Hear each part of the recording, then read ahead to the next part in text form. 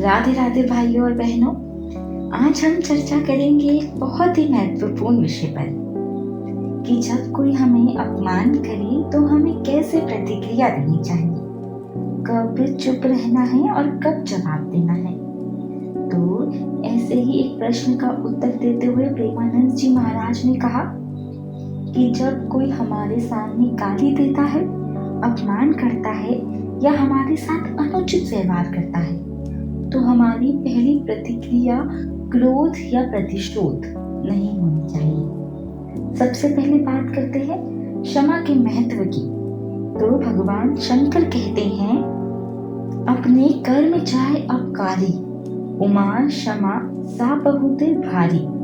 यानी कि अगर हम किसी को क्षमा कर देते हैं तो हमारी क्षमा उस व्यक्ति के ऊपर सांप के विष से भी अधिक प्रभावशाली होती है। तो समझिए भाइयों और बहनों, यदि हम तुरंत प्रतिक्रिया दें, लड़ाई करें, झगड़ा करें या हिंसा करें तो हम अपने ही बंधनों में फंस जाएंगे। आप समझते हैं कि चुप रहने का आध्यात्मिक फल क्या होता है। तो हम सोचते हैं कि अगर हम चुप रहेंगे तो सामने वाला और भी गाली देगा, मगर प्रेमानंद जी महाराज कहते हैं, चुप रहो, सुनो और अपना कर्म भगवान पर छोड़ दो। जब हम सहते हैं और शांत रहते हैं तो वो व्यक्ति अपने कर्मों का फल भुगतता है। जैसे कोई मुकदमा 4 या 10 वर्ष में सुलझता है, उसी प्रकार अनंत ब्रह्मांड में हमारे और उसके कर्मों का फल समय पर निश्चित रूप से मिलता है। थोड़ा देर जरूर लगेगा, पर देर से दंड भी जरूर मिलेगा।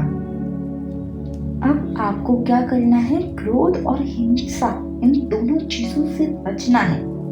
लड़ाई झगड़ा, मारपीट, हिंसा, ये सब केवल हमारे ही बंधन बढ़ाते हैं। अगर कोई गाली दे तो चुप रहो, अगर अपमान करे तो सहकर वहां से चले जाओ, हिसाब भगवान पर छोड़ दे। अब ऐसा क्यों? क्योंकि जब हम हिसाब खुद करेंगे, कहीं हम हिंसा कर बैठे या अपराध कर बैठे तो वही अपराध हमारे ऊपर लगेगा। तो प्रेमानंद जी महाराज कहते हैं, थोड़ा दुख सहना बेहतर है बजाय इसके कि आप तुरंत क्रोध में फंस जाएं। कोई गाली दे आप सहे, अपमान सहे, पर मन में शिकायत ना रखें। भगवान के सामने हमेशा प्रार्थना करें और नाम जप करते रहें। राधे राधे।